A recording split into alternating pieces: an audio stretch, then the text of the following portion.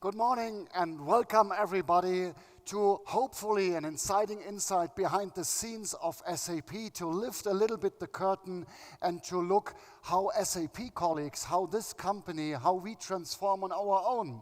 Because you can ask the question, how does SAP dare to tell you how you have to transform? What is the best practice? Why is it necessary, and how to really run a best run business? So there are three answers to that. One is, since 50 years, SAP is doing nothing else. And that is a testimonial for itself. So it's a company with a long history and a huge experience. And secondly, we have more than 400,000 customers. We are with them, with their businesses, with their challenges since 50 years. So that is what you profit and benefit from. But I tell you now a secret. We at SAP, we run SAP with SAP. So we are run on SAP. We are not using, let's say, our competitors. We run the full technology stack.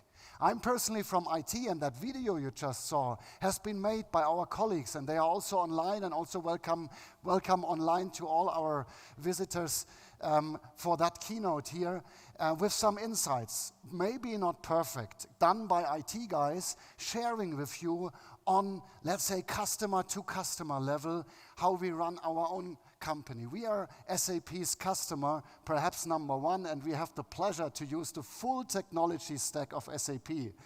It's nearly always a pleasure. We also share the challenges, which we perhaps partially overcame already. We discuss with our own development what works, what does not work, and we can now share these experiences, and we start sharing that to our colleagues, because we saw that more than 100,000 colleagues, they lost sometimes the belief that we have the greatest workplace, that we are really running at our best already, that we are already far on our transformation journey to a best run business, to an intelligent, sustainable, data-driven enterprise. All these things you heard in the last yesterday and today already. What is imperative, we did that since several months already, and it's a pleasure now to share that. When we first met, where is he? Reg. Reg, we met in Heidelberg, and I shared you a little bit what we are doing there with SAP Runs SAP, and we immediately agree this is something we have to bring to you. And I'm totally excited to be here. Already the first day was such a pleasure with all you together, and I'm happy to go a little bit into talking about business transformation at SAP. And in general, when we talk about business transformation, we always have these three pillars, and talking about business agility, about new business models, unlocking growth and innovation, but in the same way also touching supply chains to become and stay resilient in these days. And sustainability, it's, as we just heard, not on top of everything, it is embedded in everything what we are doing. And now let's have a look how this looks like at SAP. And our own transformation is driven by these chapters, how to transform in business, technology, and culture. And I try in the next couple 45 minutes, as I see they reduced the time. I have to hurry up. There's so many things I brought for you. And we talk about how we build, operate, sell, and price and support our own products. In the same time, with technology, enable that transformation and make data-driven decisions on top of an agile, also enterprise architecture that fits the need. And we also take culture in mind, and how does that look like at SAP. Hopefully I'm able to share with you in the next minutes. We are all facing same challenges, and it's the same for SAP also. We have that inflation problem sometimes, economic downturns. We have the global supply chain interruptions, the necessity of accelerate in the cloud transformation, also talent wars, this search for the real skills and the need to be attractive as a company to attract these talents. Then we talk about security for data, but also for devices. What's currently going on, it's unbelievable.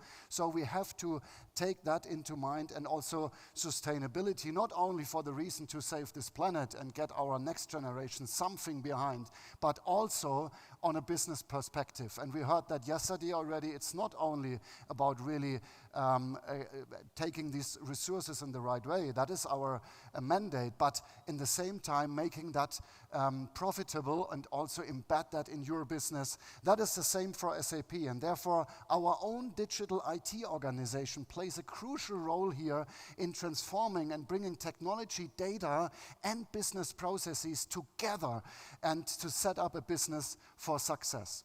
And when we talk about business transformation from an IT perspective, we have to start with the strategic priorities of the company. We have to understand what the company's strategy is as IT guys. And then we have to break down that into business capabilities. And we did that at SAP, defined more than 300 business capabilities that we directly map to SAP's strategy and therefore structure SAP and also the way we deliver. And I will share with you more insights in a second. So we shift technology investments with that towards our business priorities in a data-driven manner. That is overall our strategy. We shift technology investments towards our business priorities in a data-driven manner. And it works really good, and let's have a closer look how this looks like at SAP. So this is one of the slides. Also I have to integrate with more complex details, but you're allowed to make a screenshot and benefit from that. So we are going through that from left to right and start with the corporate strategy. And we have a strategy to execution process established at SAP. That is something we started from an IT perspective. And I also will share you why IT have to do that. We are, let's say, at the heart of the company, in touch with the complete business, and therefore we have now to learn to understand the business corporate strategy, usually yearly, annually refreshed, and there come up some new things. And a lot of IT colleagues would say, what I'm caring about the strategy of the company, I have to deliver Ariba, that is my purpose. No, it's not. It's helping this company in its business transformation. And we have users internally, they rely on you. It's not only about that product, perhaps tomorrow it's another one. Be open for the corporate strategy, and let's break that down into strategic themes per board area and per product to understand really how this fits. And then map that, also review these themes and map them to these business capabilities we defined. And there is the magic connection to that what we do in IT. Therefore, we have to start in a pull perspective from IT to get that strategy into our capabilities. And then we can evaluate and confirm also our organizational setup within SAP and deliver a proper enterprise architecture that really serves the purpose. And last but not least, and the most important point, we talk about delivery. But now we talk according to a portfolio that mapped to that capability. We talk about a promise we give.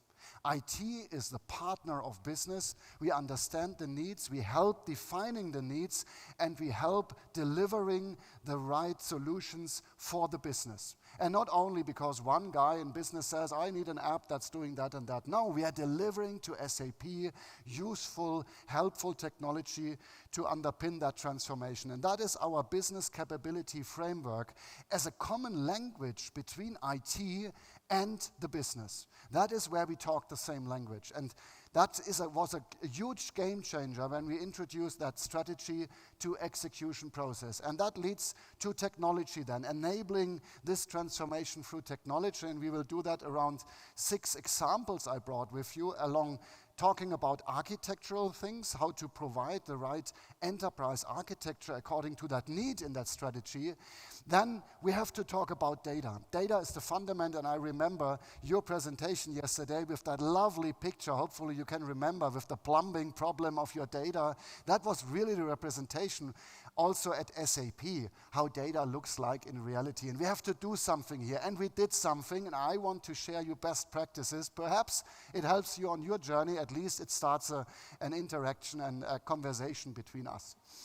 And then, obviously, talking about new technologies, hyper-automation, obviously artificial intelligence, it does not have to leave out, but also sharing SAP's internal strategy, not a product perspective, but what is the realization strategy, getting that into action, The products are existing. The colleagues are not lying. What they told us, it's true. We use that since several months already and co-innovate with the colleagues.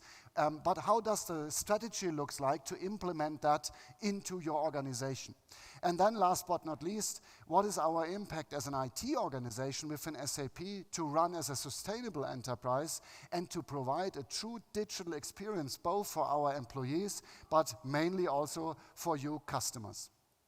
Let's start with the first thing and talk about enterprise architecture. That is really the link between business and technology. And we observed an effect that you perhaps can agree on. When you go on the cloud transformation, you can see that there's an increasing number of transactions and in the same time, smaller deal sizes.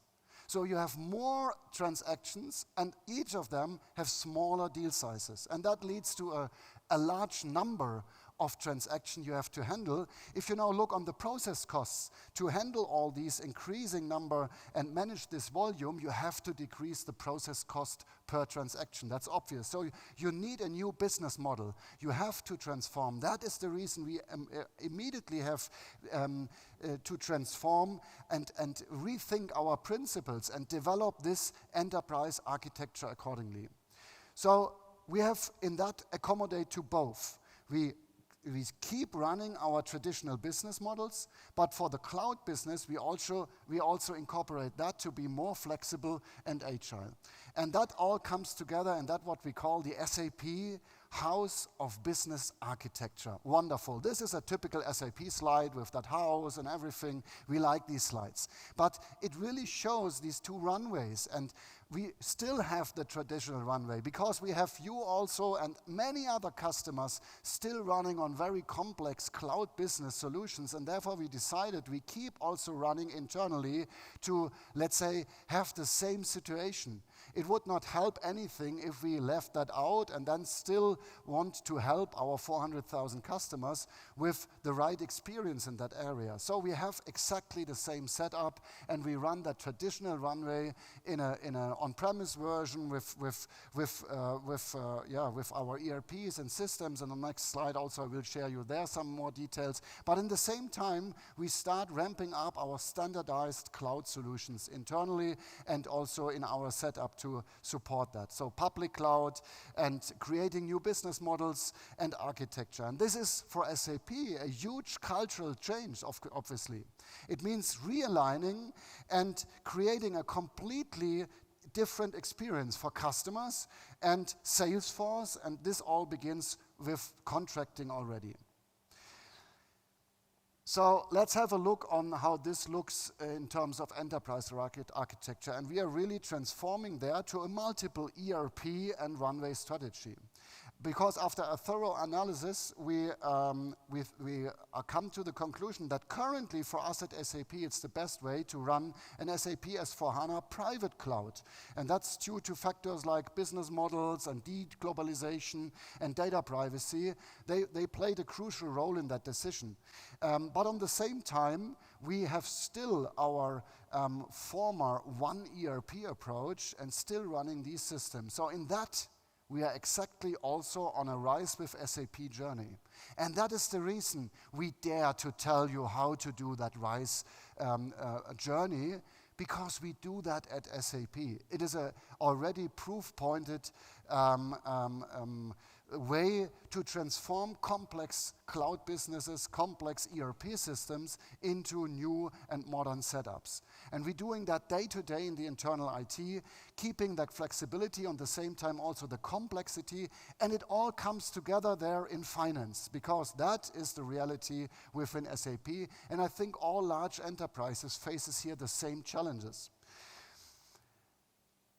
Let's now have a look. If we have that architecture in place and we have a runway to transform the company, now let's talk about data and proper data management, because we have really an opportunity here. If we achieve a data-driven enterprise, having insights and decisions made and based on real and good data, that is a game changer. And I can turn it vice versa. If you do not do that, you will probably have a huge problem that could lead to a fail.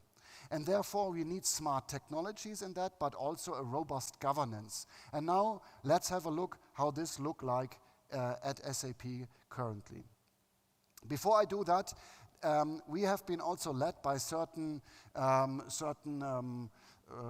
trends that's currently in the market.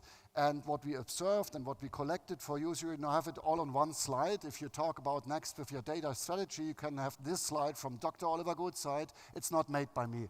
It's collected from all the teams in IT and outside working on that topic since several months.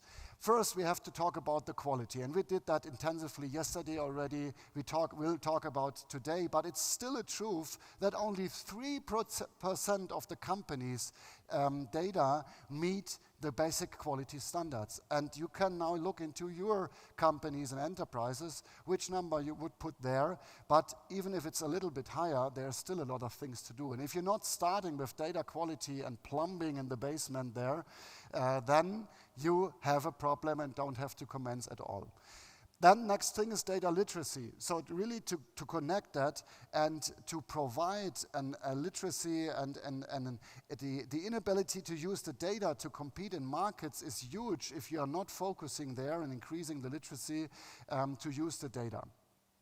Third, multi-domain master data. I think also many of you have the problem or the existing situation that you have a bunch of systems and a bunch of different master data in the different systems, and there's a huge need to combine that and have a proper multi-domain master data management. And that is something we also focused on at SAP to get that done. And there's a dedicated team doing nothing else than bringing these data together, increasing the quality and the literacy. And then we can start with data automation. That is where automation or artificial intelligence or machine learning, all these technologies come into place. And why? Because the number of data is so exploding. You can't get any usage out of it if you're not starting early to think of how to embed technology in that. How can I use existing tools or embedded intelligence in business processes, or do something in addition to handle that huge amount of data. And to make this whole thing useful, you need probably a new role that arises, that's the Chief Data Officer, in many companies already available. The CDO is really working, it's a senior role and with a business understanding. And this person understands the strategy and the direction of the business and is able to transform that and underpin that with data coming out of the company. If you are not having that connection point, this data is useless. And otherwise, if you have a strategy with no insights in the data, you can't execute the strategy. And last but not least, for doing that, you have to install data marketplaces. Let's talk also about SAP DataSphere in that context. But marketplaces where you offer that and I practice that word, I'm the German guy, and to give the data to everybody. Yes, okay. Let's go on. We concentrate on 5 strategic priorities in that, and I will share that with you. I will share everything with you, so let's keep in contact.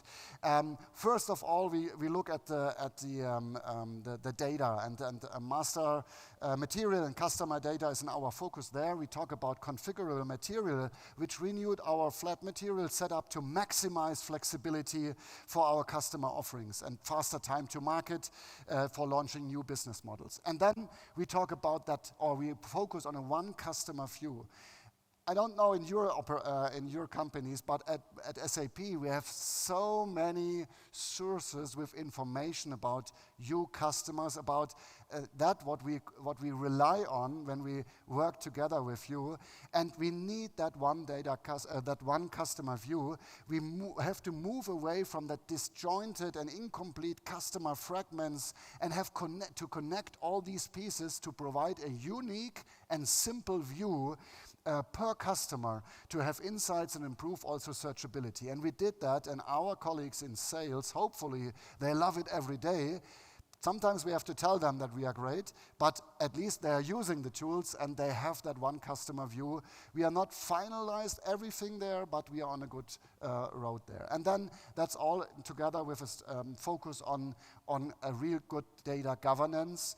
That is the starting point and the ending point of everything. Enhancing this data governance is really helping in that setup. And thirdly, we installed a third-party data center of excellence, so a dedicated unit task force that concentrate on to govern third-party data, because there we have a huge demand to manage and control compliance there. You also will be aware of this problem. I don't know the regulation here, but when we look in other companies where I'm better experienced, that is a huge concern if there's anything wrong in that sense. So we focus on that fourth priority, and then obviously on cloud product master data, because we also have the same problem. We have all these cloud products in place with their own master data, and we have to handle that and bring that together. So that's a huge priority to get that done, and also then to help you in doing that. And that is how it looks like. This is the outcome if you treat data like a business capability. And we do that. We have data as a business capability within the company, and that leads to a new way to look on data. And this is a large screen. Again, you can have a picture of it. I just want to focus on three elements. One is how we set that up, and I will also come in more details in a second how we do that in concrete. We have that enablement level where we concentrate first to get the data and to really be able to work with the data. And then we installed several things like the third-party data mentioned and others to have a real good data foundation to work with before we offer on a consumption level the data to the people who need them.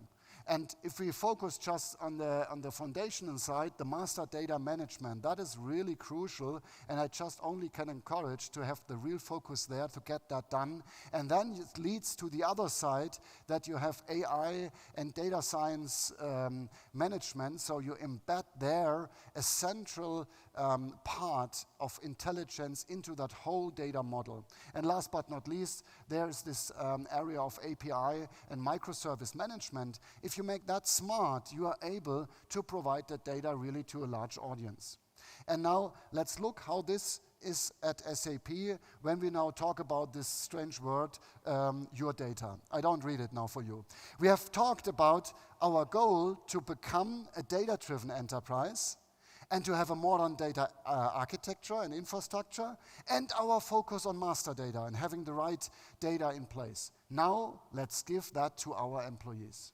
That is now really the step that is a burst of productivity, and by moving that, you maximize utilization, you increase your data literacy by far, and integrate that intelligence, because you suddenly have a large workforce working with that data and not only IT experts providing a dashboard. We use for that our own tools, funny thing, Analytics Cloud, DataSphere, all these tools help us tremendously, and we have experience in using these tools and can talk about the benefits, the downside, how to overcome them, how to embed them in existing systems and all these things. And that is our, I try it, data democratization framework, yes. Wonderful, thank you. First round of applause, yes. That gives me some confidence. Okay, and there you see the three layers now called the data foundation layer, as I talked, to provide that, that underlying layer, obviously, and then the semantic layer that puts on top an understanding and mapping that to real structure of SAP. So you can read through that data now in a structured way, and that maps to how SAP is working, to the products, to the processes. That is where we include that semantic layer before we offer on a consumption layer really usable insights. And how does that look like? Again, we start with personas, and that is a great approach. Teach your IT to think in personas. That is overall a good idea for your IT, and normally IT is not doing that too much.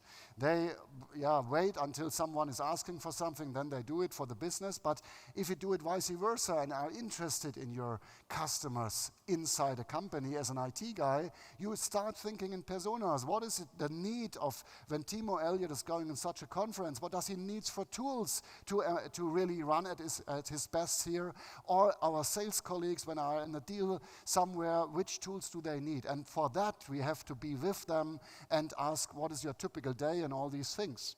We do that in IT, and we defined also here roles in working together with people in the company, what they are doing and what they are needing. And we start with the most obvious one, that's the report consumer. So this guy or lady is just searching for the right report and want to understand the outcome. So it has to be easy, just by click, and giving the right answers.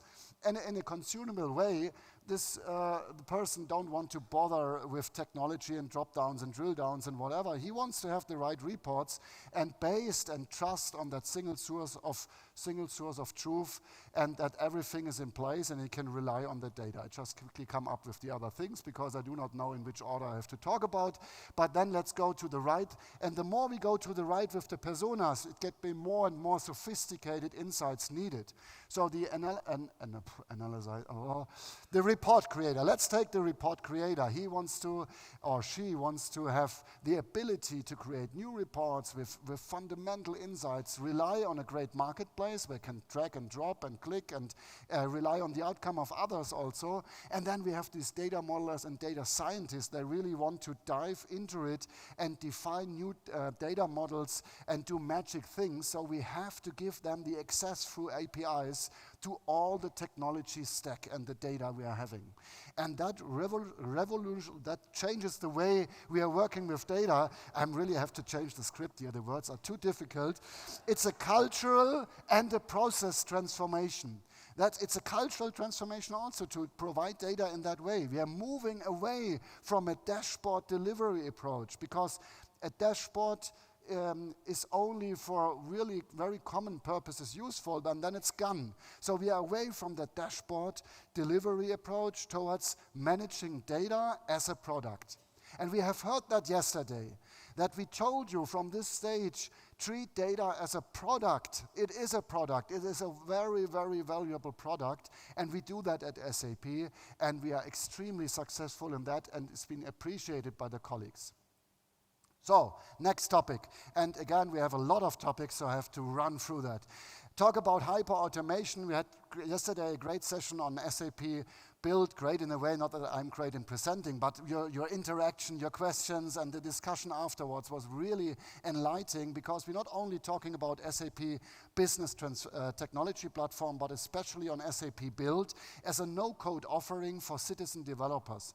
And a lot of customers doubt, is that already working? What can you do with it?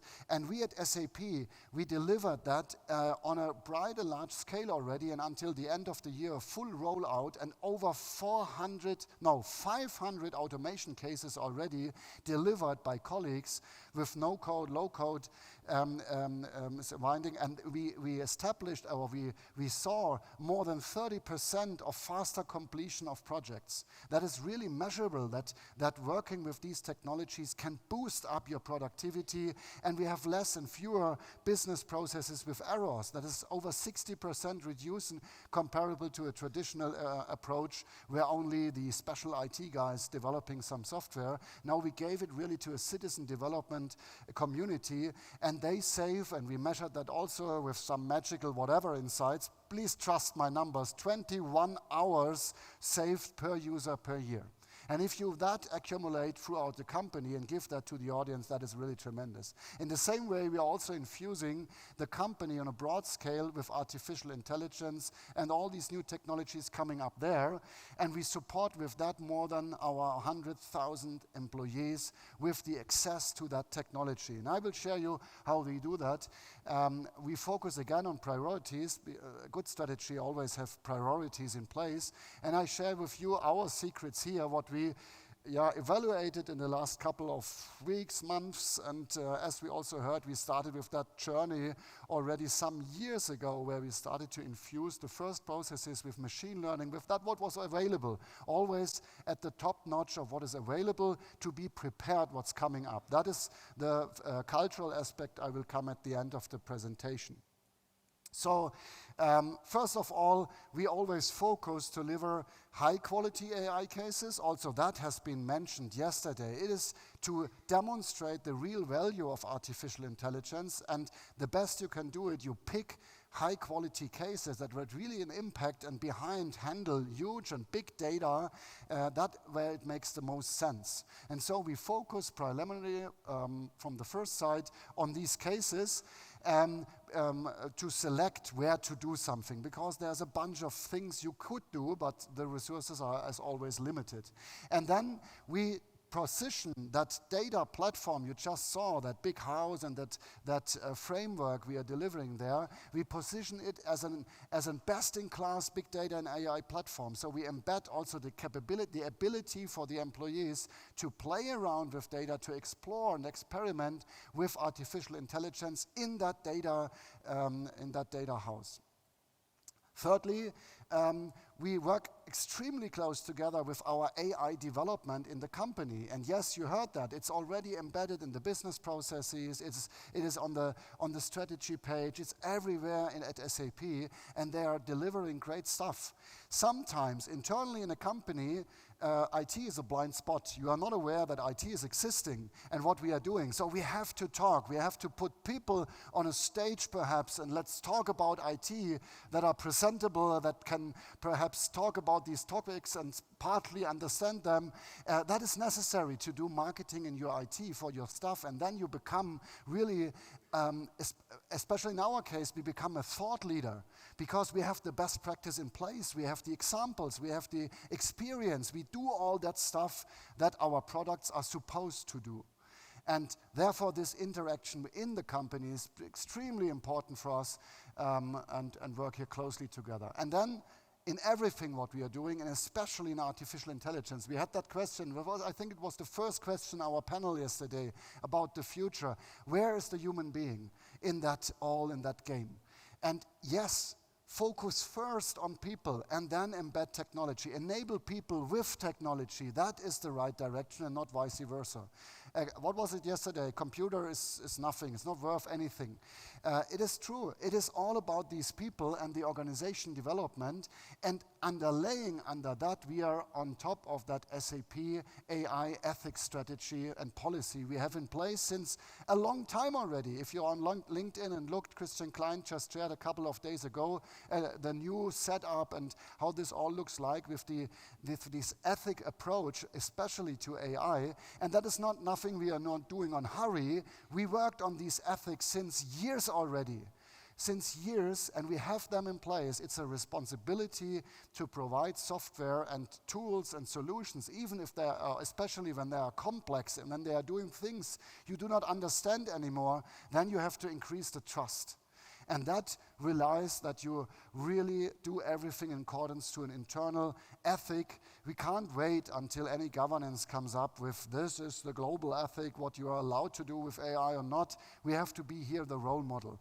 And we are doing that, we're taking that role, embedding that already alongside the whole customer value journey for us internally, externally, and providing there a lot of examples in the company where we embed use cases, business cases, where we infuse our processes with intelligence. And I picked just one to give you an insight which kind of projects we are handling internally at SAP. That is a customer reference, let's say, from SAP to our other colleagues here in the room. We have perhaps the same problem that you are dealing or not. We have had a very inefficient payment collection process, and that could negatively impact our working capital. And the challenge is we have really a large number of invoices, and it was difficult to handle that and to anticipate the point of payment. And delay is really, on a large scale, it's a problem. So in the past, we have a rule-based and also huge manually effort and a time-consuming process to identify on which invoices we have to focus first in that long list. And now we embed machine learning into that, and that's already something that is in place since quite a long time. And with the machine learning model, we train an application that becomes smarter and smarter in understanding the payment behavior and can predict really payment behavior and increase, therefore, a more accurate prioritization, now I get it, of invoices, what to handle next. And that leads to, again, some numbers, and again, it's always important to have numbers, and this is not a good slide because you have to make them not even. So you have to say it's a free 31 days and it's 299 hours, but this is a roughly estimation because it's super hard to measure that, but it is eminent that it's really, really large numbers that we can provide. We predict more than 85% of these late payments correctly. So you always, what you do with machine learning, you embed the technology and then you measure that against what is really the case, and could break down the earlier cash collected by 30 days and save amount of 300 hours per cash collector per year, I think it is, but don't get me on that. So it's a huge number, and it just shows the ability of embedding that technology in real life. And that is just one out of cases of 50 we currently embedded, or more than 50, and we do that always to how often did they include the word prioritize? To do that along that funnel, to really identify the value at a certain point, also then the use case you have to put in first place, and then to also watch and trace that, how the effects are, and when to step back also and focus on other models. It's not that easy that it sounds, that you just have a use case and then you put AI magically on it and then everything is done. That is a hard job, and pictures like this with that funnel approach helps understanding how to get through that jungle of available technologies. And I want to share with you a last example how we in IT enable this company. Let's take now the latest thing with generative AI. And we learned yesterday that not everybody of you already tried that. And that is what we often see. We talk about technologies, but only if you try it once, you can really understand the impact, because you have the experience. That's also, by the way, the name of our unit, Experience Technology. It is, we can talk about technology, but you have to experience the power of that. And therefore, when first generative language models input areas in the internet came out for the public, and everybody was thrilled by that, we directly embed that into a playground at SAP, put a new tile in the Fiori Launchpad, so immediately 100,000 employees can access it, and they just click on it, and we enabled in a safe and secure way an environment they can play around with that technology, drop down of different language models, everything what is available on the market, to compare also what is ChatGPT 3 and 4 and 3.5 and BART and all these, what is the difference in that? So whatever is available, we put into that, and every colleague here, Oliver, you also have to try that, is able to try out, and you should do that once. It's the same with the metaverse and other topics. Try it once to really have an insight what it's all about. And we are not stopping at that point. That leads to a challenge internally where we got 105 real good business cases where to use open generative AI. For example, generate me that pitch to a customer. So whatever you will get in the future, it will be done by, I think, by ChatGPT or others. But just to assist these processes, and we calculated the time, and we estimated how much time would be saved and cost if we extrapolate that to a full rollout. So we evaluated more than 105 real cases, and these cases come through hackathons from real people in the business, and not from IT guys, fancy technology, and that is the huge difference. There's a playbook around that. It has, I think, 150 pages with the concrete things you have to put into ChatGPT, and the outcome is tremendous. And that shows already where we are.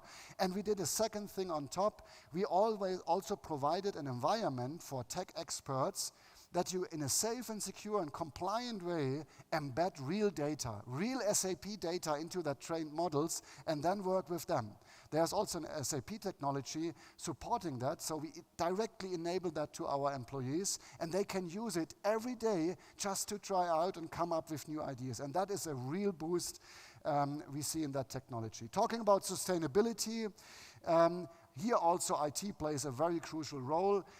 Just to mention a few things, we directly installed and run the sustainability control tower to step on that to become insights in each and every process at SAP to get the impact and to enable our employees, again, enable all employees to be aware that they have an impact on the overall sustainability business of SAP.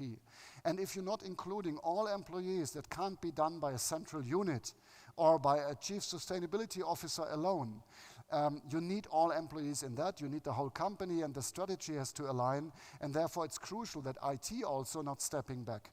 We have at SAP a vision. We want to help the world run better and improve people's life.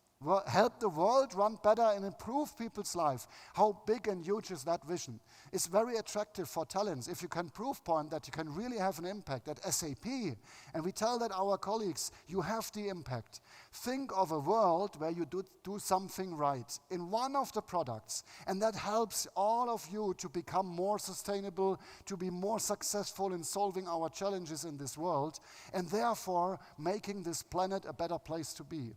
We have such a multiplication impact at SAP if we're doing things right, that this is our driver also to start with the sustainability transformation within SAP. And we're doing a lot of things there with the circular economy, with the supply chain, with all the products, in every product, sustainability aspects in it, the awareness, and so on. I think there are also dedicated sessions here about that. So that is really crucial.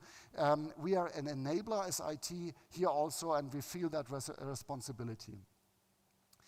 So creating that digital experience very fast is the mandate we are having, because at the end you need that smart workplace and you can work with the IT provided, but you as customer also expect that.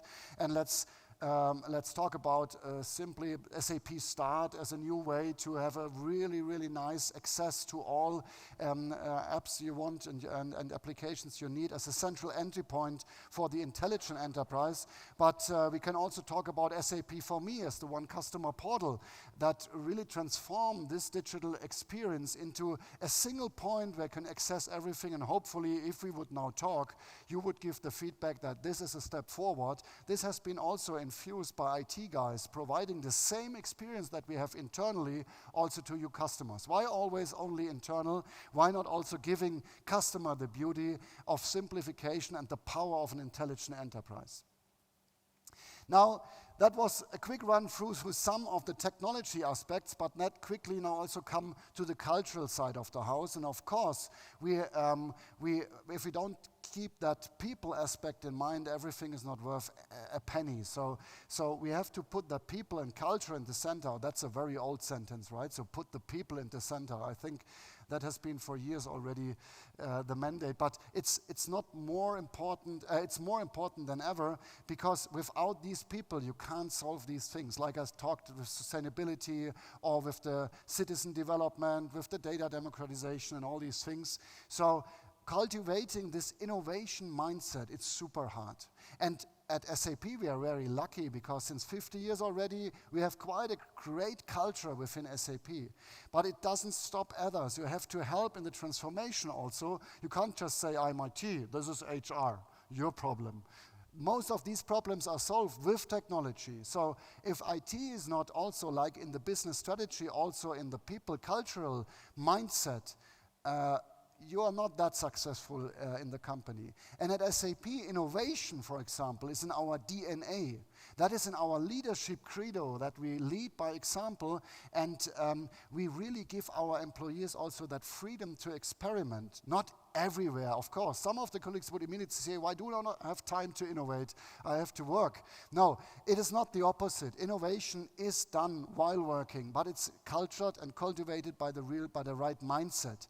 And we try hard from IT to provide always new technology aspects to inspire people, to inspire to try out, to use these new technologies and think of how would the world be tomorrow if we use that stuff on a broad scale. Some of that failed, or it's normally doing, but some of that is really tremendous successful. And we even go as IT into delivering that culture to our colleagues, so they understand this is the best place. To talents, so talent was not a problem for SAP at all, because we just have to show them how we work at SAP. and they can really change the world and help the world run better. That is something that attracts people to work in a company. We have perhaps a challenge to let them stay at SAP because we are a 50-year-old company and a transformation process is not that easy. But we help with that transformation and cultural aspect also from IT. And I give you now 3 examples, and then I'll let you go also to the next sessions, or is it lunchtime already or whatever? I'm hungry a little bit. So we have to show how is it at SAP? And we thought, how can we do that? And we created that Planet SAP here. That is just a gimmick, an installation. It is a globe that you can really touch and turn. It's a projection with a touch, but it seems like turning around the Planet SAP and getting access to stories when you tap on it randomly throughout the company. And we asked more than 100 colleagues, what is your favorite tool? What is your typical day in the life of an account executive? Which tools are you using? What is working for you? What is your hybrid work style? How do you combine family or sport and business? What is really working at SAP for you? Give me your favorite insight and your story. And we brought all these stories, more than 100 stories, into Planet SAP and let you all discover SAP in that. And we brought that to Sapphire. Actually, it was not possible to bring it here. Next time, perhaps. We also will offer digital experiences with that, but that is done by IT guys, and that is a cool thing. You see here on Sapphire, we just did a small video to get you an impression. That was the go-to place for taking selfies, so it's an attraction point, and it is a way to explore how SAP works. And it's not only about these technologies. As I said, always IT has to bring the newest technologies. And what we did also, we jumped on that metaverse train because we asked the company, what is our strategy? And perhaps who has a metaverse strategy for his company? I don't think we are that far already. And it's a topic we talk in 2 hours or in 1 hour. There's the innovation action session actually by me with insights in the metaverse. And now I have only 1 minute time to give you a little bit a glimpse of how this looks like. This is the metaverse here. And we start perhaps with an onboarding scenario, and then we show some of the benefits at SAP with how can the sport facilities, or about the history of SAP, 50 years in the building of where everything starts. You can immerse that. That is the retail store we saw yesterday in the keynote also, and we embedded that in the metaverse. Also the industrial metaverse, a huge point, and we have 1 hour or half an hour time later to really dive into that in a great presentation, live demonstration of the metaverse, and that enables colleagues to think how to embed technologies in that way. And altogether, IT, that's a large field what we are sharing with the company. And now think of IT guys so super proud what they are doing that they even build a showroom. So who as an IT built a showroom, a marketing showroom that shows all these innovations and how we transform the company, which tools are available. We educate new onboarders, we educate a high-level, C-level end customers and inspire them in an own showroom. And I have a video for you that shows you how we, let's search this, I think it's about the order, but now it's working, about our showroom, which is physically existing in Waldorf, also in the metaverse, obviously, but enjoy.